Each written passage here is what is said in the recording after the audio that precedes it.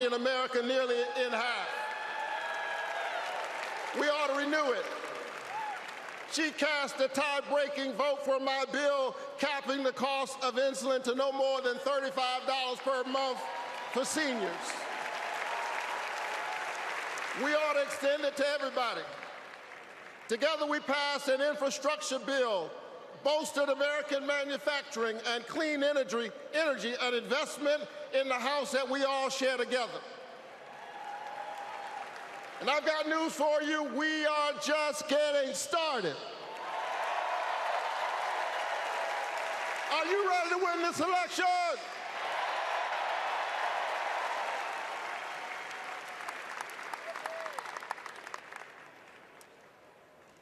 Kamala Harris and Tim Walz represent the new way forward. We're not going back. We're not going back because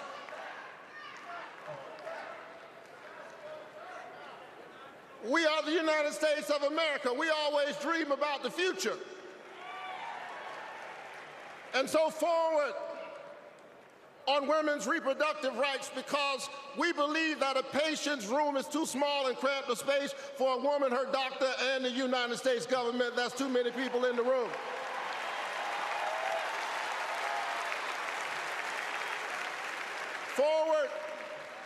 Forward on worker rights, because most people do not mind working. They just want to share in the prosperity that they are creating for others. Forward on voting rights, forward on affordable housing and access to health care. We are moving forward.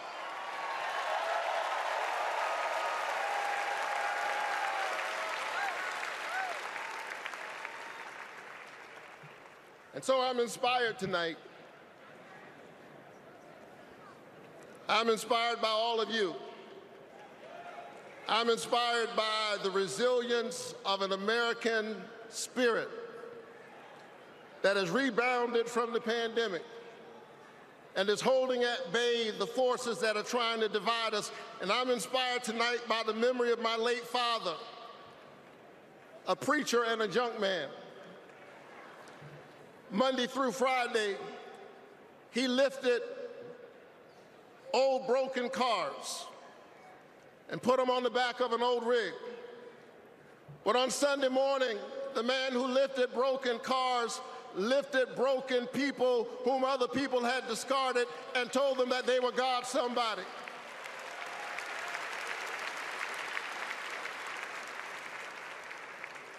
My dad discovered strength in the broken places, a power made perfect in weakness. And so I'm convinced tonight that we can lift the broken even as we climb.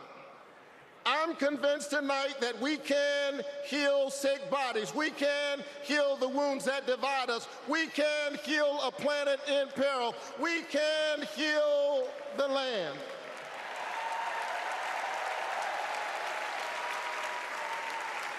And in a strange way,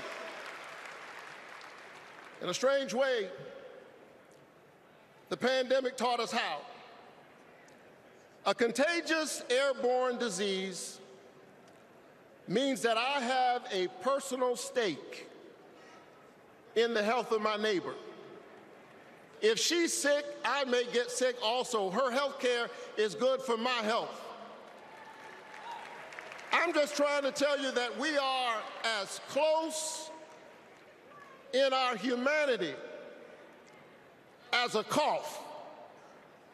I need my neighbor's children to be okay so that my children will be okay. I need all of my neighbor's children to be okay. Poor inner city children in Atlanta and poor children of Appalachia. I need the poor children of Israel and the poor children of Gaza. I need Israelis and Palestinians. I need those in the Congo, those in Haiti, those in Ukraine. I need American children on both sides of the track to be okay. Because we are all God's children. And so let's stand together. Let's work together. Let's organize together. Let's pray together. Let's stand together. Let's heal the land. God bless you. Keep the faith and keep looking up.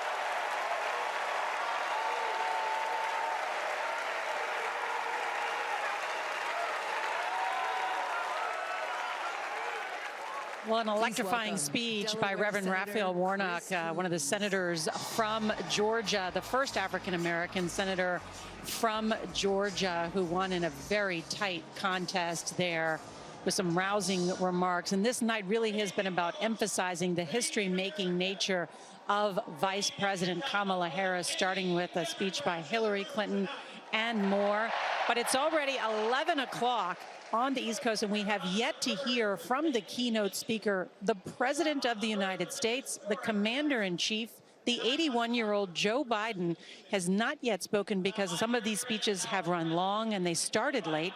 And we still have 3 more speakers before we hear from the sitting President of the United States. What do you think's going on, Nancy? I don't know, Nora. At this point, they are going to push him out of prime time, not only in the Eastern time zone, but potentially even in the Central time zone. And this is a night that's supposed to be, we were told, about celebrating President Biden. But what we really heard in that last hour was from the next crop of leaders in the Democratic Party. Andy Beshear of Kentucky, Raphael Warnock, just now of Georgia, Jasmine Crockett of Texas, Alexandria Ocasio-Cortez of New York. In a night that we thought we were going to be celebrating Joe Biden, we're actually celebrating the next generation. Yeah, this was not scheduled to be a breakfast speech, but it's heading that direction. It would have been, all of those speakers would have been in conflict with President Biden. All of this talk of the future. So thematically, the night has been the nominees' night, and the crowd will go crazy. Thank you, Joe. You know, they will be on their feet and ready for it. The country probably won't see that because it's now been pushed and continues to be pushed later. Robert, they are currently handing out the signs on the floor that say, "We love Joe." We've heard many of the speakers, of course, express their admiration for the sitting president, even though he had to bow out of this contest after that very difficult debate performance. What happens now? Well, you're listening right now to Senator Chris Coons of Delaware. I just stopped by his Senate office the other day for a couple hours, and he walked me through all of his stuff from Rehoboth Beach and his family vacations in Delaware. Deeply personal. He got emotional as he went through his relationship with President Biden. So we're entering a period of the convention where it's about the story of President Biden, elected to the Senate in 1972, ups and downs, tragedies, humiliations, always the comeback. But this night has also been about what Secretary Clinton was talking about in the top of the 10 o'clock hour Eastern time, that Democrats can't be lulled right now into this feeling that everything's great. Vice President Harris is joyful. She's up in the polls. There's a sense that Democrats need to remember that Donald Trump was able to win in 2016, even if he didn't win the popular vote. He was able to win the Electoral College. You heard a lot of speakers tonight attacking Trump in sharp ways on abortion rights and other issues. A warning to Democrats that while this night ends with President Biden on stage, it's really about waking up Democrats to make sure they're on the ground and working for Vice President Harris. Robert Costa, thank you. As you can see, the signs are coming out. Jill, as now Senator Coons from Delaware, speaking warmly about the Biden family, who he knows so well. Let's go to Ed O'Keefe, who is down on the convention floor. Ed? Nora, to the point about why things are running late, we were told by delegates that they had been delayed significantly trying to get in here, both because of traffic issues and those protests earlier in the evening that had blocked certain streets as some protesters tried to jump the fence. That caused the traffic backup. And when things began almost an hour late, there were several empty seats in this hall. Not anymore. Democrats have double the number of delegates as Republicans. It's just the way they do it. Massive arena here. It is standing room only, and these very patient folks in yellow vests have been telling us to get out of the way. People here have had their views blocked all night. And we should point out, Jared, if you can pan, we're here sort of at the feet of the vice president and her husband. There you see Governor Walz and his wife, Gwen. And there are members of the Biden family. His sister Valerie has been up there all night as well, surrounded by a sea of people, again, who have been coming in late to hear the president. And so while it is after 11 o'clock in the East, and people may be going to bed back home, this room has not left because they know what's coming, and they want to see the president and the First Lady, Nora. Ed O'Keefe, thank you, and excellent camera work by Jared. Nancy Cordes. Nora, it's a little bit like the evening news when every correspondent just goes 10 seconds too long and then suddenly your show is over by a minute and you have to figure out what to cut. I'm told by organizers of tonight's convention that the problem was that there were just too many speakers who went a little bit too long. Now, how did we get 45 minutes too long? That would really be a math problem with 30 minutes on the evening news. But you know, that led to the situation that we're in right now, where we're still waiting at 11:10 Eastern for President Biden. I don't understand the evening news analogy. You remember Jill Biden, the First Lady's about to speak. You remember the note she wrote right after President Biden made his decision? It had a thinly veiled message for a lot of people who read it. She said, to all those who believe, Yes. to all those who stood with us, we stand with you, we appreciate you. It's going to be very intriguing tonight how much of First Lady Jill Biden's perspective on this decision and this moment comes through. When I spoke to President Biden, he told me, I said, how's the First Lady doing with all this? He said she stepped up. She stepped up and helping him thinking through the cancer moonshot, talking about different items for the final months, kind of bracing him for how to think about his presidency as he looks towards January 2025. But she, as he always says, she's from Philadelphia. I grew up near Philadelphia, outside in Bucks County. People from Philadelphia have, lovingly they would argue, an edge. And with that introduction, the lovely First Lady of the United States, Jill Biden, an Eagles fan, of course, an avid runner, a teacher, who teaches English as a second language, who has spent her life advocating on behalf of military families. Let's listen. I've been bouncing around all week excited for this moment. And last night I could barely sleep. I remember the day that we heard that President Biden had won, and the whole neighborhood started celebrating. So when I heard you were coming, I really wanted to meet you. I adore you because you embrace change from my generation. And the ones to come, I look up to you.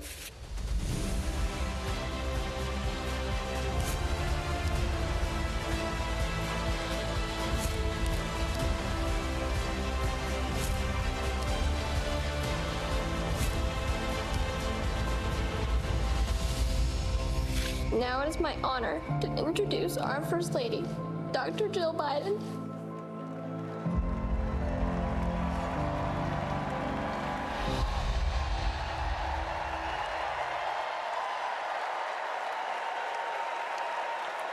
Please welcome First Lady of the United States, Jill Biden.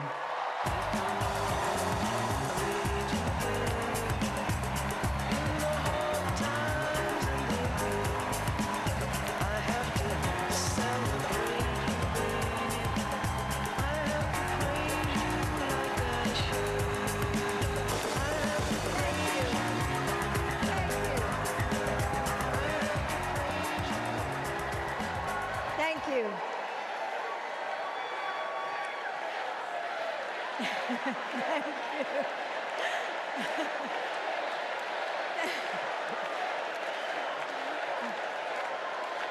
Thank you. Thank you so much. Love you too. Joe and I have been together for almost 50 years. And still, there are moments when I fall in love with him all over again. Like when I handed him our baby Ashley for the first time and saw the smile that lit up his face. Or on nights after an exhausting day working in the Senate, when he would read one more bedtime story just because the kids asked. When he stops on a rope line because he sees someone grieving who needs to know that everything is going to be all right one day. or to encourage that child with a stutter to find the confidence she needs. Those moments when I'm reminded of all he's accomplished in the name of something bigger than himself. Receiving the Medal of Freedom with humility.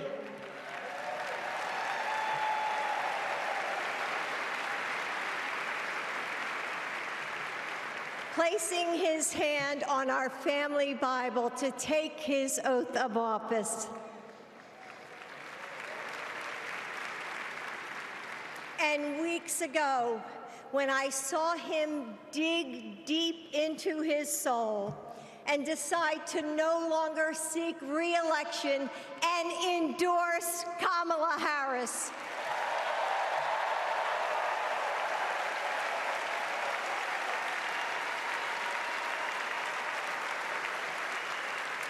With faith and conviction, Joe knows that our nation's strength doesn't come from intimidation or cruelty. It comes from the small acts of kindness that heal deep wounds, from service to the communities that make us who we are, from love of a country that shines with promise and renewal. Kamala Harris knows that too.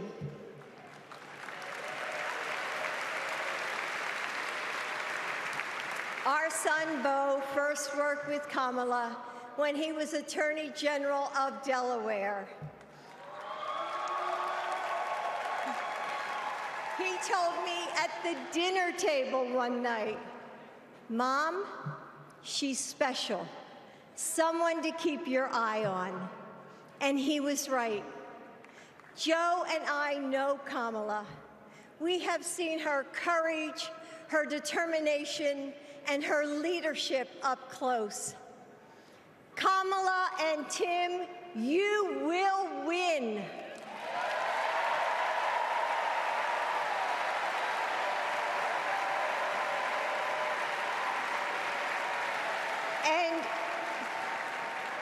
And you are inspiring a new generation.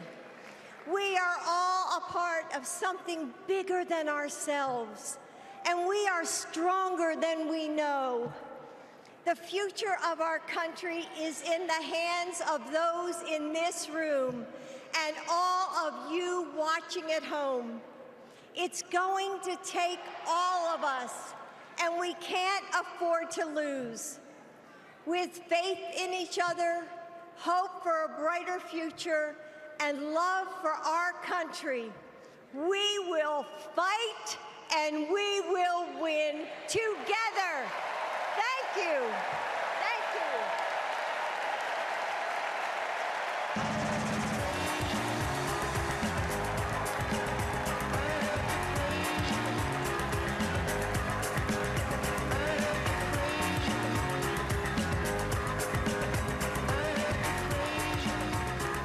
Please welcome first daughter, Ashley Biden.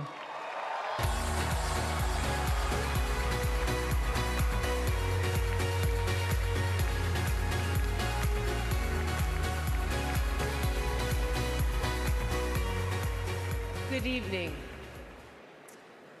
I have this memory. It's the eve of my 8th birthday. Dad is still in D.C. tending to urgent matters in the Senate.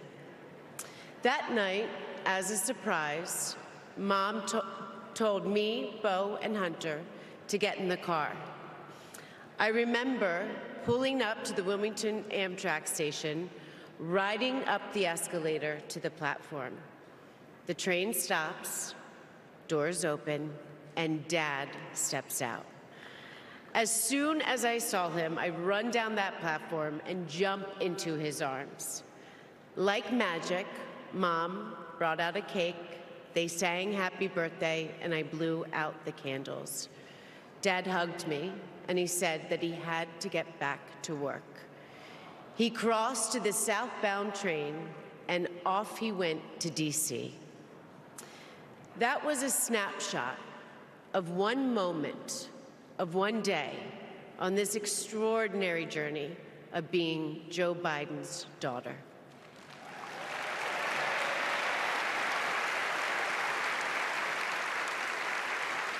Joe Biden is the OG girl dad. He told me I could be anything and I could do anything.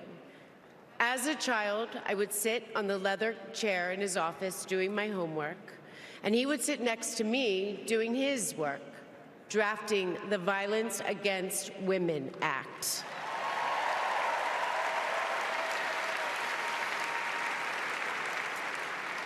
And he wasn't just a girl dad. And he wasn't just a girl dad. I could see that he valued and trusted women. How he listened to his mother, how he believed in his sister, and most of all, how he respected my mother's career. Dad was always there, doing everything he could to be a true partner to her. Dad, you always tell us, but we don't tell you enough, that you are the love of our lives and the life of our love.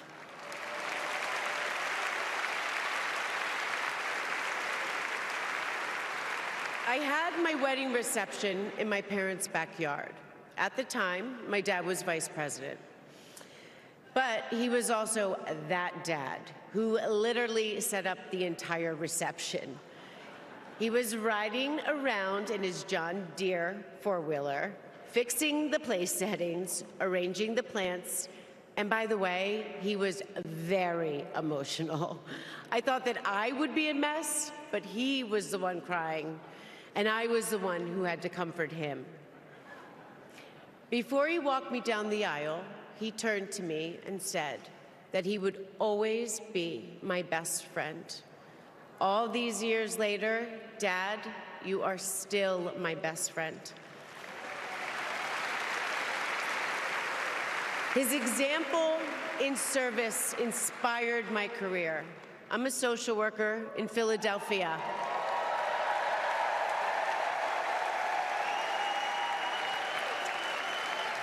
I support formerly incarcerated women as they heal from past trauma and they reclaim their lives.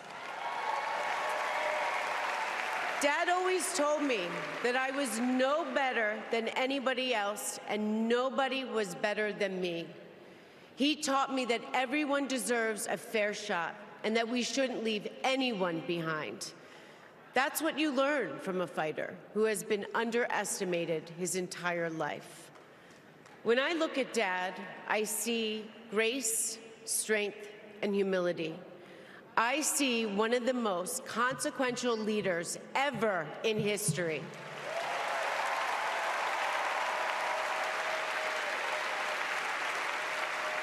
And I also know that he never stops thinking about you, about your dreams, about your dignity, about your opportunities, about your family.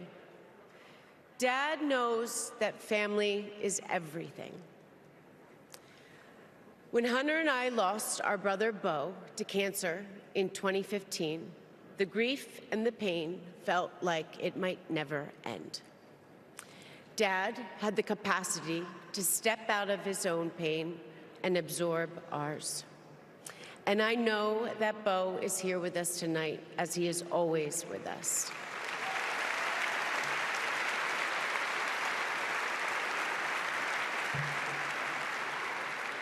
After Beau passed, I got this tattoo on my wrist. It says, "Courage, dear heart." A reminder to myself to keep going, to get back up, like my dad has always done. He has taught me that a courageous heart is a miraculous thing. A courageous heart can heal a family. A courageous heart can heal a nation, and maybe even the world. And now, this election requires the courageous hearts of all of us. In 2020, my dad selected Kamala Harris to beat Donald Trump. And he knows in 2024, she will beat Donald Trump again.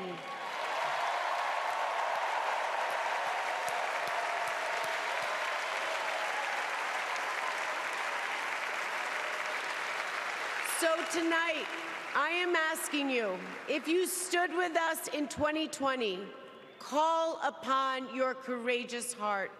Stand with us today.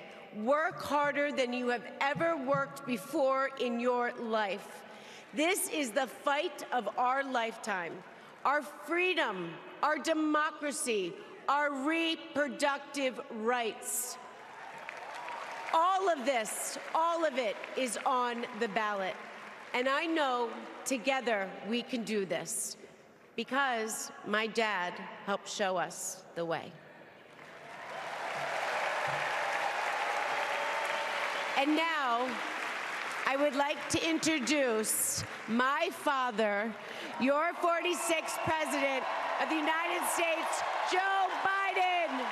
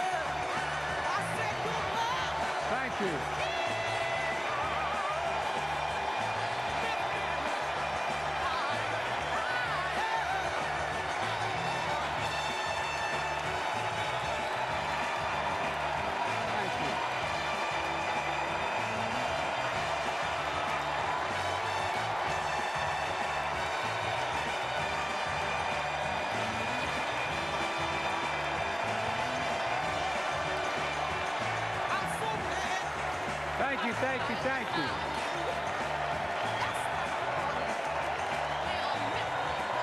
Thank you.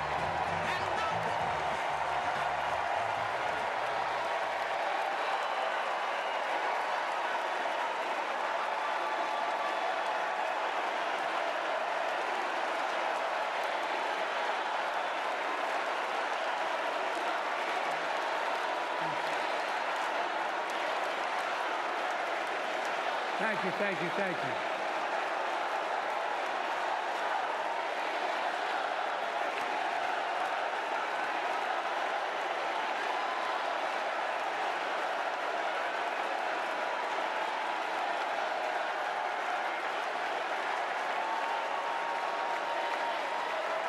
Thank you, thank you, thank you.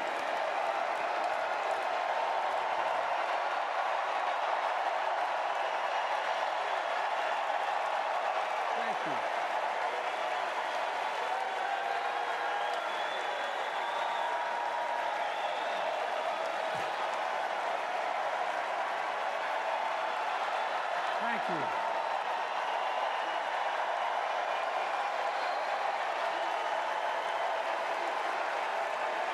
Thank you. I love you. Thank you. Thank you, thank you, thank you.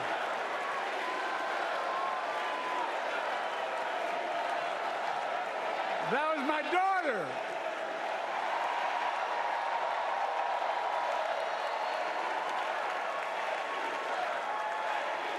Thank you.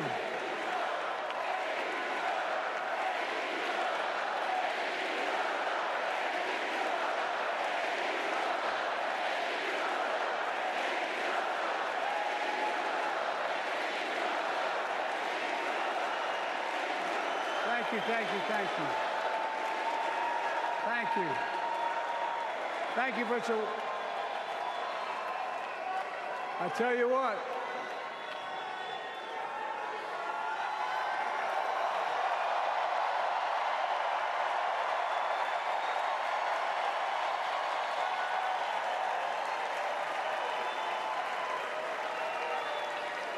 To my dearest daughter, Ashley, God love you, you're incredible. Thank you for that introduction and for being my courageous heart, along with Hunter and our entire family, and especially our rock, Jill.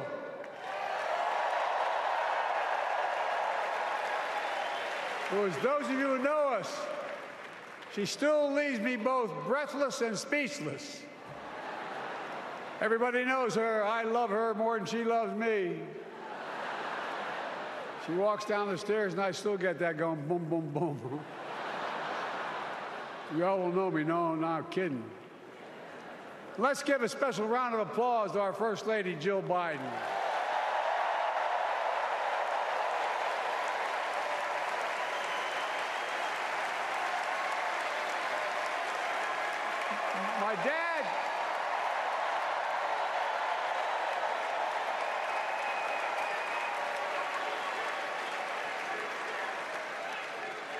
My dad used to have an expression, for real. He'd say, Joey, family is the beginning, the middle, and the end. And I love you all. Folks. And America, I love you.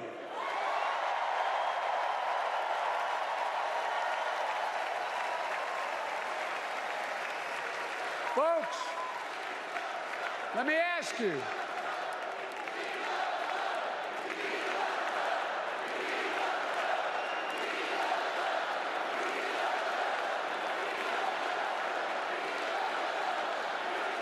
"19 News" is brought to you by Kirkish Furniture. For most people, their second biggest purchase is their vehicle. It matters what you buy and who you buy it from. Selection matters. Riverside has 7 dealerships and 10 different brands. Certified matters. Shop our huge inventory